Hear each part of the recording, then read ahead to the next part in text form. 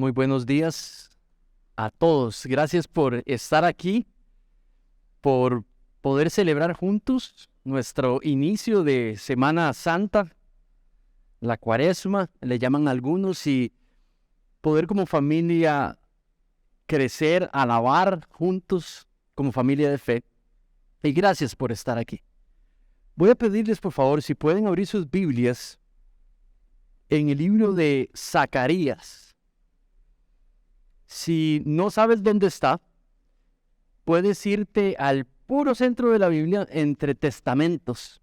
Y va a ser en el Antiguo Testamento, el penúltimo libro, o del Nuevo Testamento, te vas antes del Evangelio de Mateo, y ahí vas a encontrar Malaquías y antes Zacarías. Zacarías, y por favor allí, si puedes irte al capítulo 9, Zacarías 9.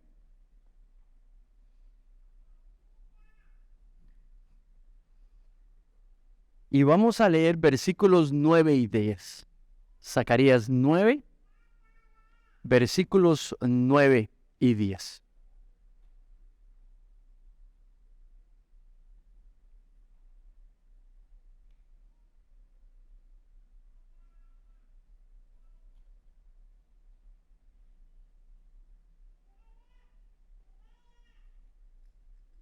Y dice así: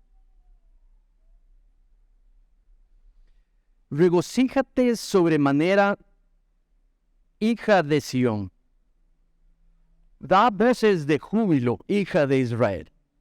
Tu rey viene a ti, justo y dotado de salvación, humilde, montado en un asno, en un pollino, hijo de asna. Versículo 10: Destruiré el carro de Efraín y el caballo de Jerusalén, y el arco de guerra será destruido. Él hablará paz a las naciones, y su dominio será de mar a mar, y desde el río hasta los confines de la tierra. Vamos a pedirle al Señor nos guíe en este ratito juntos para estudiar estos dos versículos y meditar alrededor de ellos. Padre, te damos gracias, Señor, por este tiempo juntos. Pedimos tu guía en esta mañana, de manera que podamos estudiar cada una de las partes de estos dos versículos de un hombre tuyo, Señor, un hombre de Dios enviado por ti para hablar a tu pueblo, e inclusive seguir hablando al día de hoy a nosotros, tu pueblo también. Y te pedimos, Señor, que puedas revelarnos, puedas animarnos a entender por medio de la iluminación de tu Espíritu, podamos entender la verdad que está allí, la intención que tenías para con ella. Que puedas alegrar nuestros corazones, que puedas llenarlos de gozo, de manera que hoy, para tu gloria y por tu persona y obra en cada uno de nosotros, podamos dar gritos y expresiones de júbilo por lo que has hecho hoy por nosotros. En el nombre de tu precioso Hijo Jesucristo, te pido esto. Amén. No sé cómo usted expresa su gozo. No sé cómo usted acostumbra a expresar cuando está alegre, pero yo sonrío. Yo expreso de manera visible cuando estoy feliz, cuando hay algo que simplemente me llena de gozo. Esos dos versículos lo que llaman es a celebrar. No hay otra manera de poder verlo sino es una invitación a celebrar. Es una expresión de que hay algo por lo cual podemos celebrar. Quiero unirme a el resto de mis hermanos en la bienvenida. Si usted no me conoce, mi nombre es Manrique Salazar. Soy pastor aquí uno de los pastores en la iglesia. Y hoy es día de Domingo de Ramos, algo que se ha celebrado por generaciones. Por cientos de años la iglesia ha tomado el primer domingo antes de la celebración del servicio de crucifixión o de servicio de resurrección para anticipar y celebrar las verdades que estos dos segundos días representan. Y el profeta que estamos leyendo hoy se llama y Zacarías. Zacarías es uno de 3 profetas menores, los últimos 3 profetas menores. Está Ageo, Zacarías y Malaquías. Estos son los últimos 3 libritos de la Biblia cronológicamente del Antiguo Testamento y tienen la característica de ser post-exilio. ¿Eso qué quiere decir? De que el pueblo de Dios ya había salido del cautiverio. Ya no son llamados Israel no más, porque Israel fue destruida. Ambos reinos, el del norte y el del sur. Ya no son llamados hebreos tampoco. Ahora son llamados judíos porque los que sobrevivieron, los que salieron de allí, eran de la tribu de Judá y ahora llegan y repoblan por el permiso del nuevo rey, Darío de Persia, y les permite regresar a la tierra. Entonces estos tres profetas hablan a este pueblo remanente que regresa a Jerusalén destruida y empiezan la reedificación y vienen los siguientes 450 años antes de Cristo, donde ellos son los últimos profetas. Y empiezan a hablar a esta gente que regresa a Jerusalén. Dicho eso, Zacarías es un nombre precioso. Es un nombre que significa Jehová se recuerda de mí. Este pueblo regresando, o este pueblo recién llegado a Jerusalén, viendo el estado de la ciudad, recordando el pecado del pasado, ellos saben que esa situación es porque Israel pecó contra Dios y Dios la disciplinó. Entonces son en muchos casos el hazmerreír de todo el mundo, como imperio, como antigua civilización, como antigua cultura. Y son gente que les pesa esa historia, el pecado del pueblo. Están en situación difícil y entran ahí y de pronto escuchan que alguien con un nombre, Dios se recuerda de mí, viene a hablarles palabras de Dios. Entonces, muchas de las personas que están escuchando estos versículos son personas que creen que Dios los ha abandonado. Muchas de las personas que están escuchando a Zacarías piensan que Dios ya no está con ellos. Y que Dios, si existe, está muy lejano. Y escuchan todo el capítulo, todo el libro, pero en especial hoy estos 2 versículos. Todo el libro agarro en los primeros 9 capítulos para recordarle a Israel, el profeta, recordarles a esta gente, a este pueblo, del pecado de sus antepasados. Y que deben de acordarse y aprender la lección por lo que les sucedió a ellos por andar en pecado, en una vida de pecado, idolatría completa. Pero al mismo tiempo les dicen, ustedes tienen que aprender de eso. En los primeros 9 capítulos les dicen, ustedes tienen que vivir para la gloria de Dios. Fueron creados a su imagen. Vivan para una fe verdadera, una fe que es mucho más allá que las ceremonias. Una fe que es mucho más que simplemente hacer sacrificios, hacer ceremonias, hacer gestos de gran espiritualidad. La fe es mucho más que la religión vieja y muerta. Y les dicen esos nuevos capítulos, vivan para adorar a Dios. Aprendan del pasado. Y bajo las penurias que viven, nuestro capítulo 9 traen estos 2 versículos para animarlos a vivir pensando en el futuro. Y les dice, vivan para la gloria de Dios, pensando en lo que va a suceder. Dios va a hacer algo grandioso. Y les dice estos 2 versículos. Yo creo que nosotros como iglesia, cuando escuchamos estos 2 versículos, cuando escuchamos las 71 veces que en el Nuevo Testamento se cita a Zacarías, ¿sabían eso? El Nuevo Testamento cita varias partes de este libro de Zacarías 71 veces. Y el versículo más famoso que es citado es el nuestro, el de hoy, estos 2 versículos. Y se los voy a mostrar al puro final. De hecho, Jeffrey leyó uno de los pasajes al inicio del servicio donde es citado este versículo, el cumplimiento de esta profecía. Entonces, ustedes y yo podemos celebrar hoy la venida de nuestro Rey. Domingo de Ramos es celebrar la venida de nuestro Rey. Es celebrar que el Rey justo, el Rey dotado de salvación, vino a nosotros, vino por nosotros. Podemos celebrar que el Rey de paz trajo y prometió una paz segura y perpetua para toda la tierra, para toda la tierra. Entonces, ustedes han visto estas ramitas que tienen ahí. Pueden mostrármelas. ¿Me puedes dar la mía, David? Muy bien. Gracias, mi amor. ¿Saben? Esta ramita que hacemos de manera representativa, quiero pedirle que la suba bien alto, lo más alto que pueda.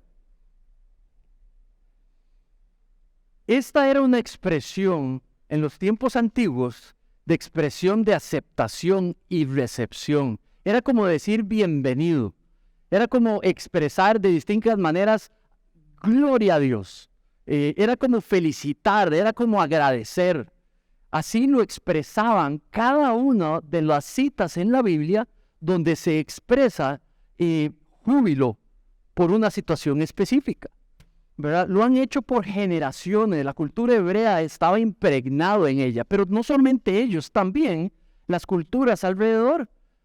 Ramas o palos, pedazos de árboles, inclusive palmas, eran subidas para expresar honra a un evento específico, a una entrada triunfal específica.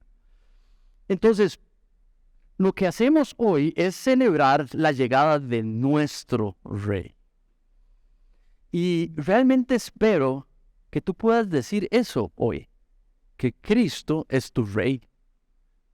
Y no el de Manrique o el de esta iglesia, no, el tuyo personal, tu Rey. El profeta lo que hace es llamar a un estallido de gozo. Mira lo que dice, hija de Sión, en el versículo 9, hija de Sión,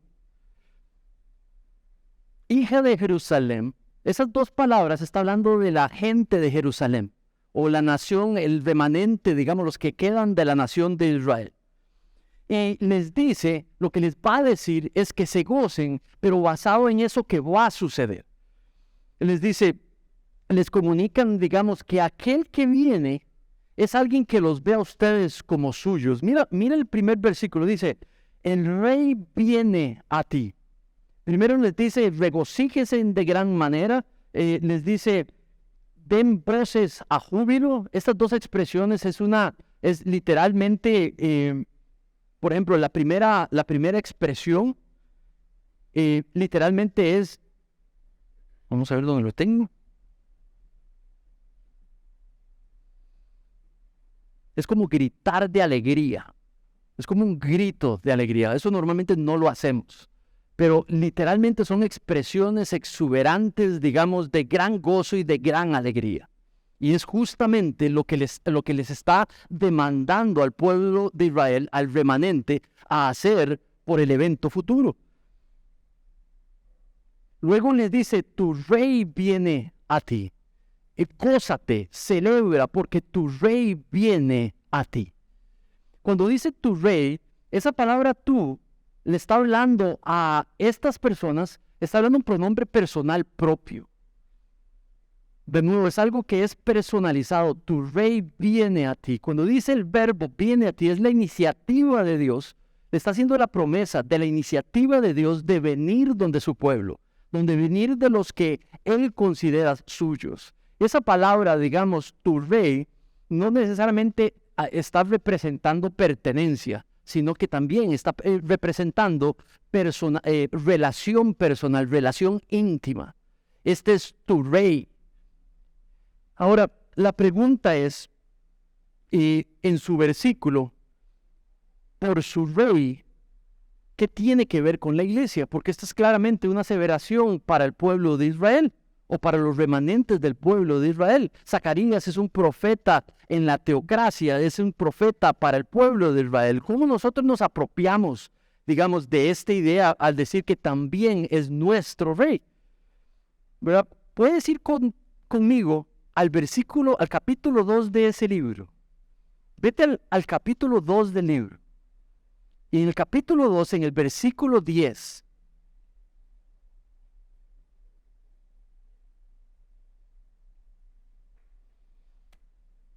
y miren lo que dice. Capítulo 2, versículo 10.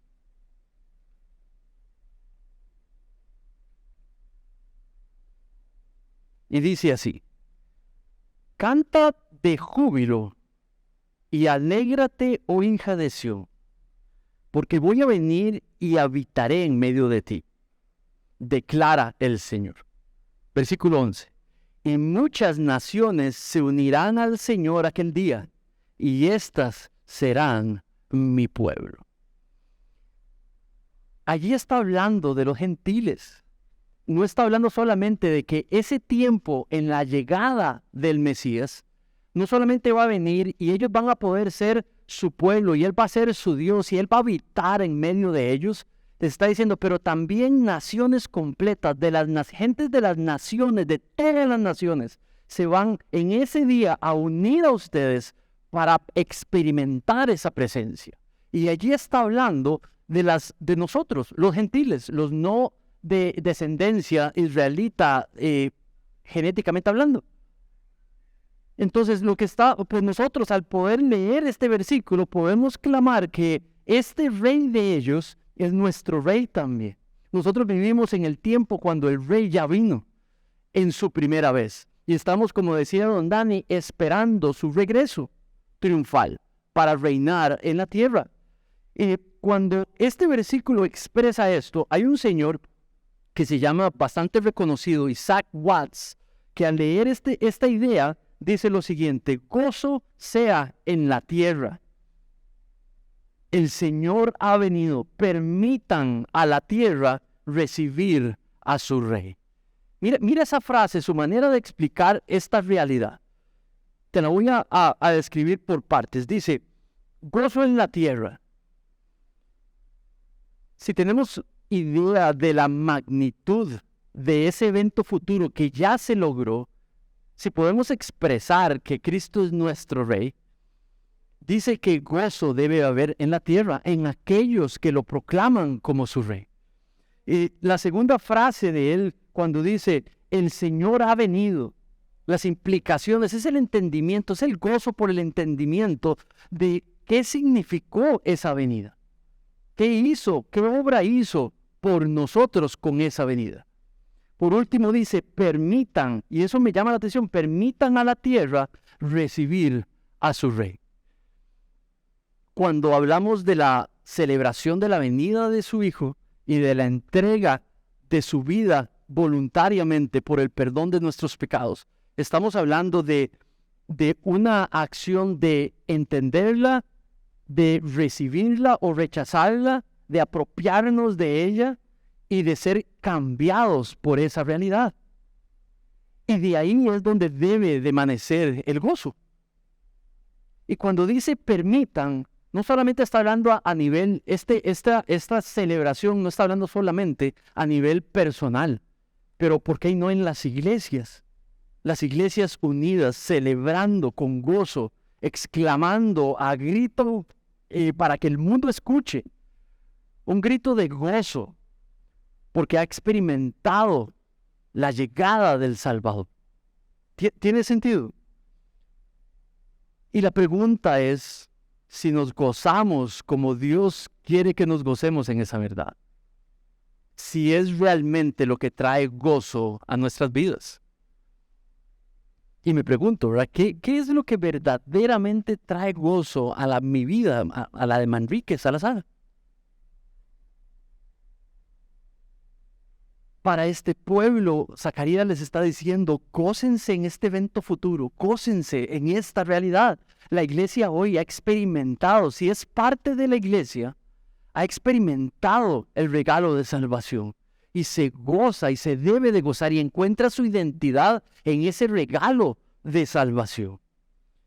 Celebramos a nuestro Rey, la llegada de nuestro Rey. Es un hecho pasado, pero hoy lo celebramos y recordamos su llegada del rey justo. La segunda idea que habla la segunda sección del versículo 9 es de que el rey justo es el que vino. Celebramos la venida del rey justo que vino a salvar. Mira el versículo 9. En su segunda parte, empieza a calificar el tipo de rey y nos da una palabra que normalmente la relacionamos con hechos justos, hablando tal vez de su justicia. Este rey sería uno justo, caracterizando su gobierno, caracterizando su manera de tratarnos, caracterizando la manera que son sus leyes, sus preceptos, sus mandatos, que son justos. Tal vez calificando la manera en la que Él gobierna cuando Él está presente. Es un rey justo. Una pregunta. Cuando ustedes piensan en un conquistador, ¿en quién piensan? No me lo respondan, pero ¿en quién piensan? Piensen en la palabra conquistar. Conquista victoriosa. ¿Cuál sería la manera de esa persona, de ese conquistador, de legislar, de tratar, de relacionarse con aquellos que ha conquistado? La historia de la humanidad está plagada de historias de conquista desde el inicio en adelante. En una historia bastante frecuente podemos pensar, tal vez piensen en unos 3 nombres. ¿Cuáles serían, si piensan en conquistador, cuál es una palabra que viene a su mente?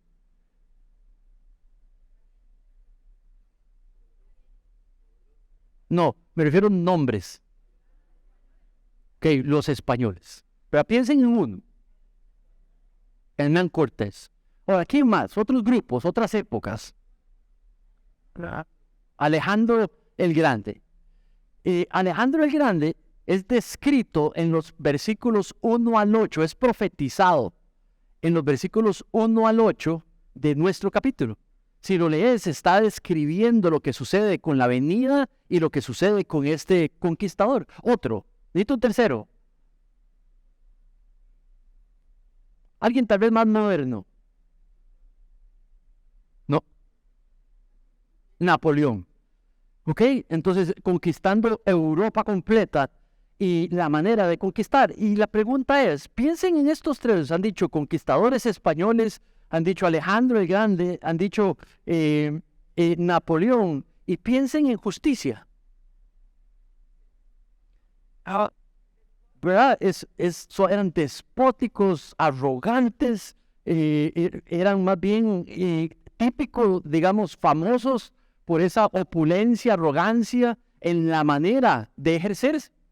No podría jamás ser relacionado con la palabra justicia. Este rey no tiene intención de compararse con la palabra conquistador, no le interesa. La descripción de Zacarías en ningún momento está hablando de una afrenta militar, de una conquista física, está hablando de carácter. Usa la palabra rey, sí, pero la asocia, la primera palabra es justo. Hablando de la manera de relacionarse, de la manera de gobernar, de la manera de reinar, de la manera de establecer relación. Ahora, no solamente dice justo, pero dice que vendría a salvar. Mira la frase, dice dotado de salvación. Algunas de sus versiones dice victorioso, otras dice salvador. Bueno, las tres tienen una característica. La palabra en sí lo que expresa es capaz de salvar. Algunos piensan que ha sido salvado por Dios y por ende viene victorioso y por eso la traducción. Pero creo que es más con capacidad de regalar salvación, con capacidad de liberar. Entonces, cuando dice capaz de liberar, estamos hablando de alguien justo en su manera de gobernar, pero alguien con la capacidad de dar libertad a aquellos que considera suyos. ¿Por qué suyos? Porque decía tu rey. Decía, tu rey viene a ti en manera personal. Entonces esa expresión tiene que ver relación personal. ¿Verdad? Aquel que tiene capacidad de entregar justicia, de gobernar en justicia, aquel que tiene capacidad de poder regalar salvación.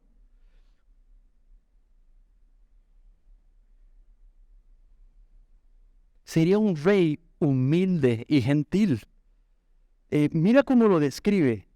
Dice, humilde montado en un asno. Esta característica no es algo que se espera de un rey. No en esos tiempos.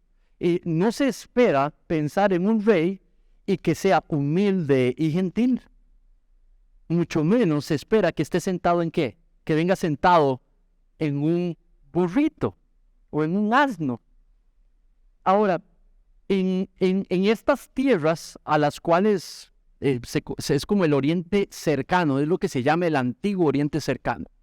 En ese tiempo, un burro o un asno no era visto inmediatamente como un animal de carga como ustedes y yo lo vemos. Eso es una perspectiva más moderna. Pero, por ejemplo, había dos maneras en las cuales una persona victoriosa después de conquistar podía llegar al pueblo conquistado. Podía llegar en un gran caballo, o podía llegar en ¿qué? En un asno. Entonces, ¿cuáles eran esas dos diferencias? Posiblemente también podía llegar a pata, ¿verdad? Pero digamos, en el caso de esos dos casos, que están registrados muchísimas de esas entradas, de hecho en la Biblia, en Reyes, en Crónicas, después de varias batallas, algunos de los reyes entraron en asno. ¿Qué pasa si yo llego al pueblo recién derrotado y conquistado, donde todos sus hombres fueron enviados en el ejército a batalla? Fueron asesinados en la batalla, murieron. Ahora entran en la ciudad y están todas las personas, los adultos mayores, los niños, las mujeres. ¿Cuál sería la diferencia que el general, el victorioso, entre en un caballo o entre en un asno? El primero lo que expresaría es he conquistado y entro en un caballo. El segundo era un símbolo de que vengo en paz. La entrada de una persona victoriosa a una ciudad derrotada en asno era vengo en paz. Y esa era la expresión, no necesariamente de carga. Entonces era alguien que se presentaba externamente como alguien de abajo. La palabra humilde, como usted y yo la definimos, no es la palabra que está allí. Literalmente, cuando dice humilde, dice alguien de abajo, los de abajo. En aquel tiempo, las personas humildes eran los de abajo. Las personas exitosas y orgullosas eran ¿de dónde? De los de arriba. Entonces está diciendo alguien que externamente se expresa o se visualiza como de abajo, pero alguien interno con una enorme disposición. Ahora, ¿por qué digo enorme disposición? Porque no solamente Zacarías habló del Mesías. No solamente Zacarías fue el único profeta que habló de la llegada del Mesías. Les voy a dar un ejemplo de esa enorme disposición de este rey montado en un asno, en son de paz. Isaías lo expresa y lo explica como un rey que sería un servidor sufriente por su pueblo. Un siervo sufriente. Si quieres acompañarme a capítulo 53 de Isaías, lo vamos a poner ahí en la pantalla si lo quieres leer. Pero si quieres abrirlo en tu Biblia, adelante, o en tu celular. Y quiero que notes versículos 53, 3 al 5, 3 al 7, si no me equivoco, 3 al 6. Y dice así. Este es el mismo rey, solo que descrito en su labor de siervo sufriente. Fue despreciado y desechado de los hombres.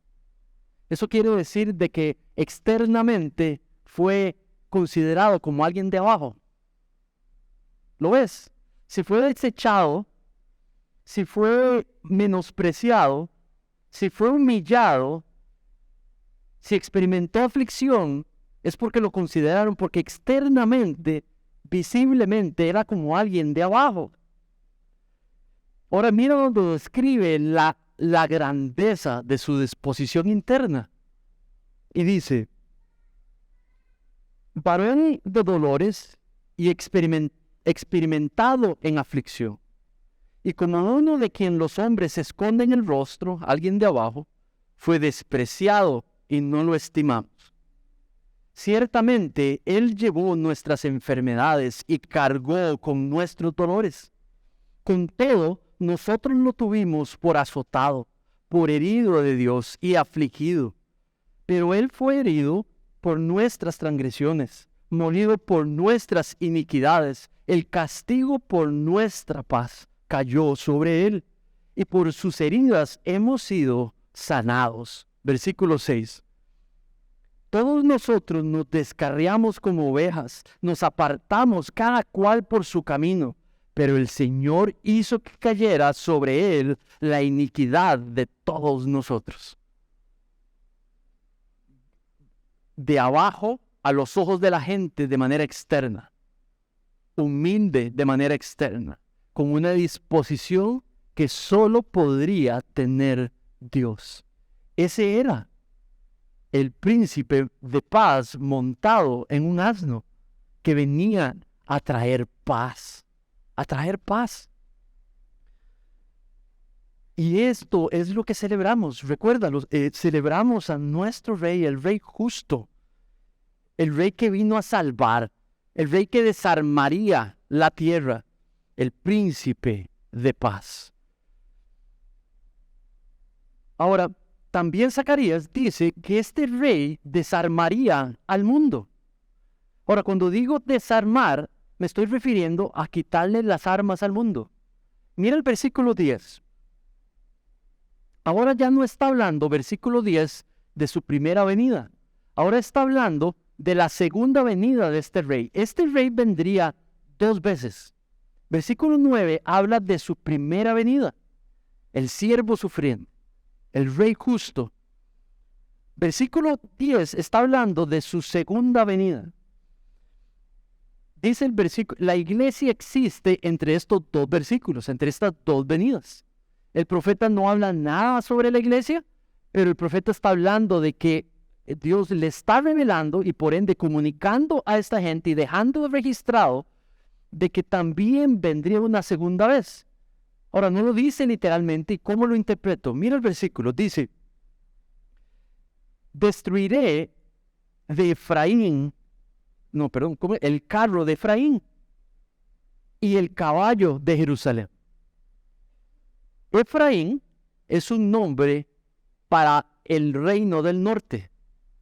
Jerusalén es un nombre para el reino del sur. ¿Ustedes se acuerdan en tiempos de Salomón? Cuando Salomón muere, su hijo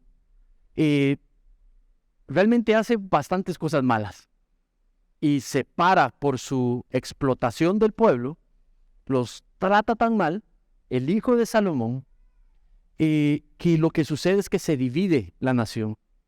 Y entonces se divide en el imperio del norte y en el imperio del sur. Al punto que se batallaban entre ellos, que ellos inclusive dijeron, ya no vamos a ir a Jerusalén a adorar más, vamos a hacer nuestro propio templo. Y este es el que se llamó el reino de Israel, y este se llamó el reino de Judá, norte y sur. A este un nombre era Efraín, y a este se le llamaba Jerusalén, porque el templo, estos decían, somos los únicos puros porque vamos al templo de Israel, ustedes son unos paganos porque hicieron hasta su propio templo. Estos son los que son conquistados por los asirios, y estos son los del sur, son conquistados por los babilonios. Entonces, ¿qué pasa? Que los descendientes de los samaritanos son los del imperio del norte en tiempo de Jesús, y los descendientes de los judíos son descendientes del imperio del sur. ¿Tiene sentido? Los samaritanos vienen del imperio del norte, los judíos vienen descendientes del imperio del sur.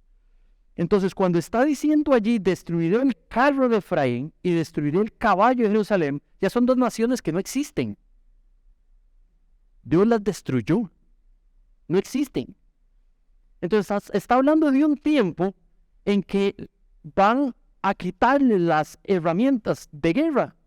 Eso está diciendo que para que dejen de pelear entre ellas. Entonces, lo que está diciendo es que se van a poder juntar de nuevo. Y para poder juntarse de nuevo, necesitan volver a existir de nuevo. Porque no existen. Entonces, quiere decir que está hablando de un tiempo futuro donde estas dos naciones van a volver a ser restauradas, donde estas dos naciones van a ser reunificadas y Dios les quitará toda herramienta de guerra en símbolo de que van a ser un solo Israel de nuevo y ya no van a batallar entre ellos. E incluido dice que también dice que todo arco de guerra. Entonces también a las naciones es un tiempo en su regreso donde no habrá guerras, porque no habrá en representación de eliminar todo tipo de instrumento de guerra, donde será un tiempo de paz, donde las naciones, los descendientes de las naciones podrán vivir en paz.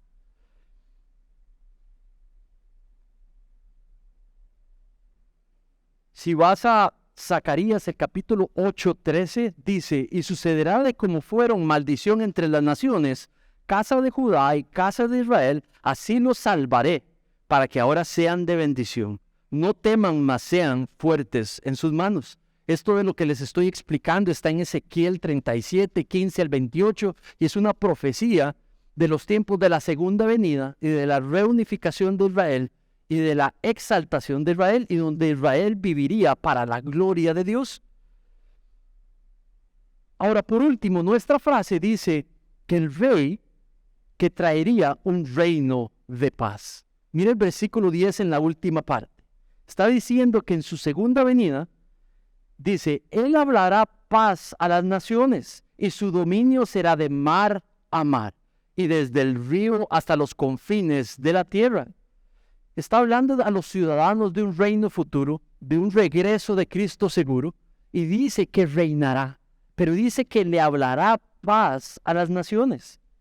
Está hablando de que en la segunda venida no habrá guerras entre los humanos, no habrá armas entre los humanos, y que este rey que viene en su segunda venida trae paz para que la tierra pueda vivir él reinando en su reino, reinando con paz.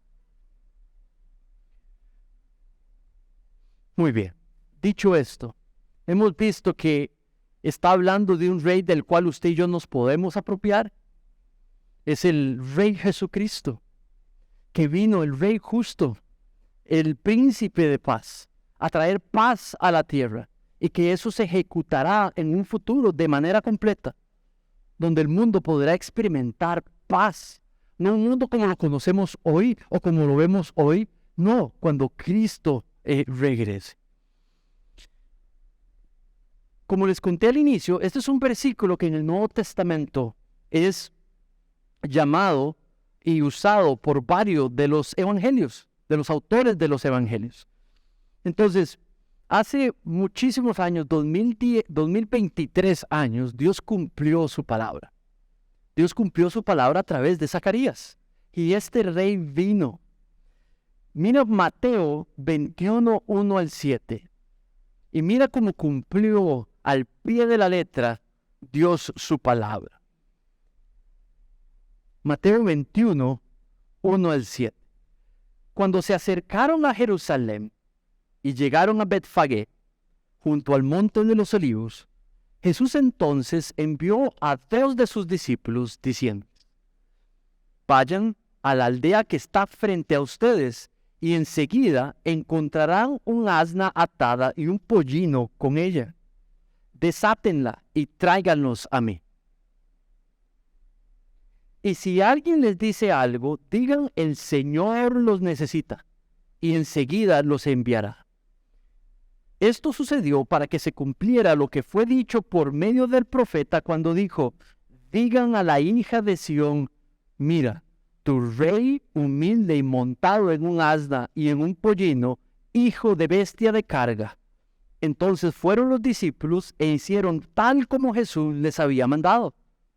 Y trajeron el asna y el pollino, pusieron sobre ellos sus mantos, y Jesús se sentó encima. La mayoría de la multitud tendió sus mantos en el camino. Otros cortaban ramas de árboles y las tendían por el camino. Y las multitudes que iban delante de él y las que iban detrás de él gritaban, Hosana al Hijo de David. Dice que las multitudes, mientras iban ingresando a Jerusalén, habían escuchado que Jesús era el Mesías. Habían escuchado que podía hacer las obras que solo podía hacer Dios. Entonces, Mateo escribe eso en el Evangelio para comunicarles a todos nosotros, las generaciones que leeríamos este libro, para entender que según Mateo, el Mesías en verdad vino, el Rey justo, el Príncipe de paz, y que el pueblo de Israel, aquellos que lo recibieron, con palmas en sus manos, le gritaban y decían, Hosana al Hijo de David. El rey davídico, el rey que tenía que salir por medio de la ascendencia de David. El rey de Génesis. Hemos estado estudiando, ¿qué hemos estado estudiando? Que una semilla de la mujer pisaría la cabeza de una semilla de la serpiente.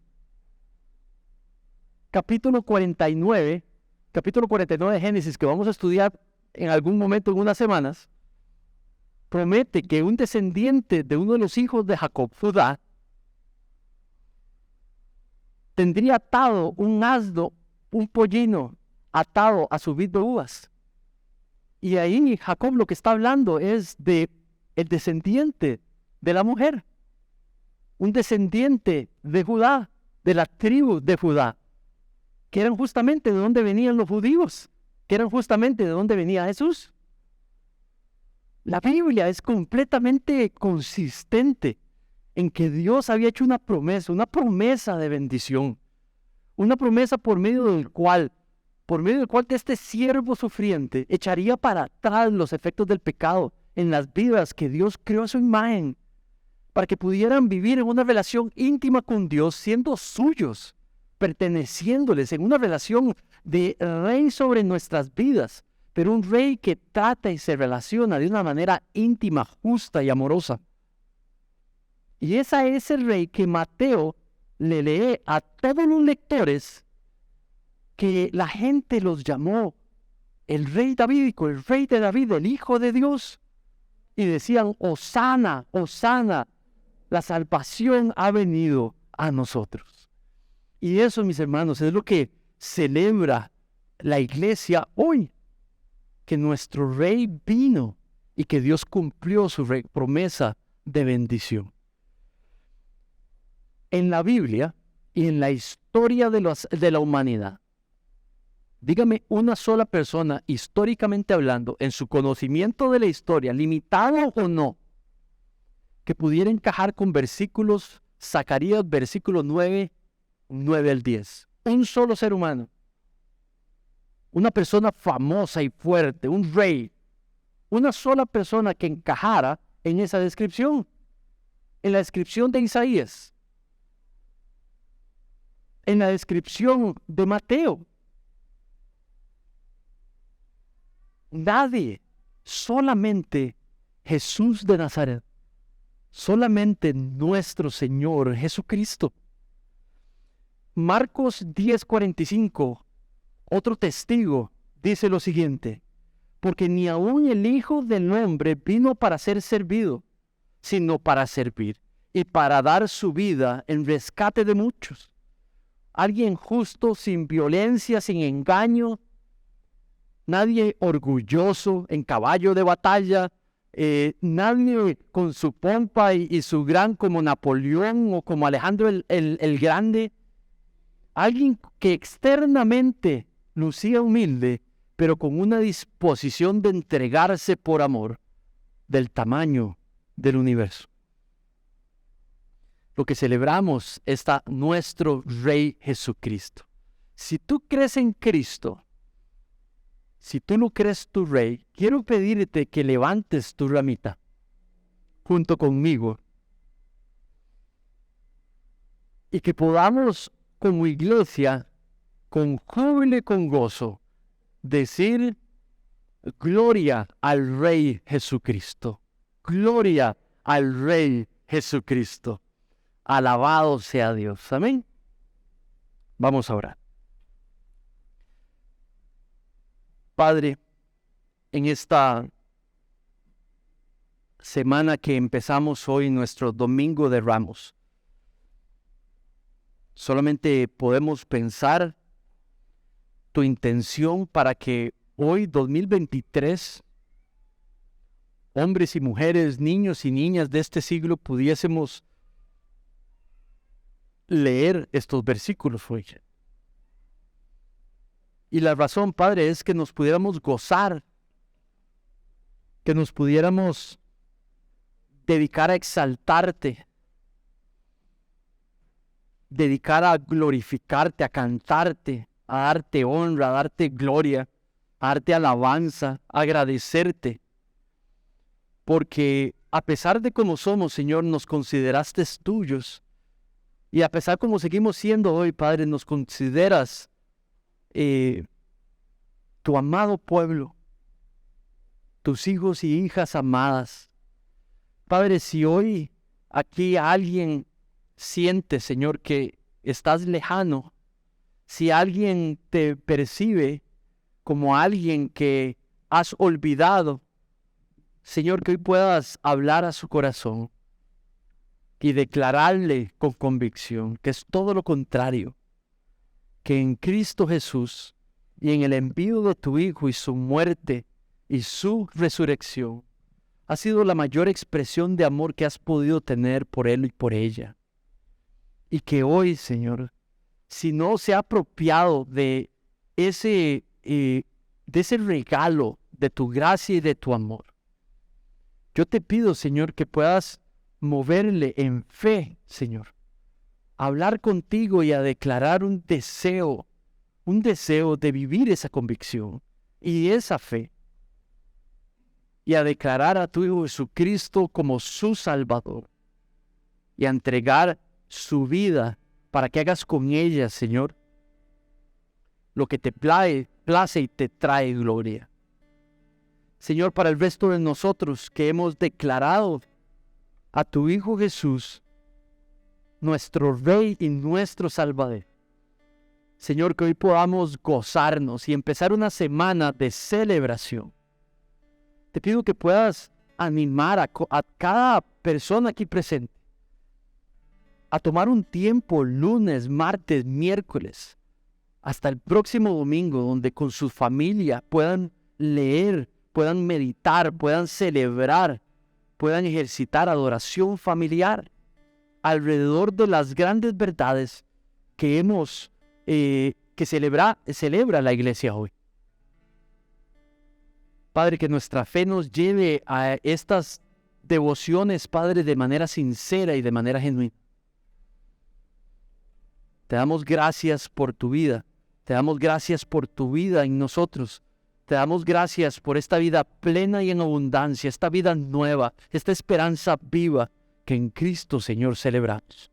En el nombre de tu precioso Hijo Jesucristo pedimos esto. Amén.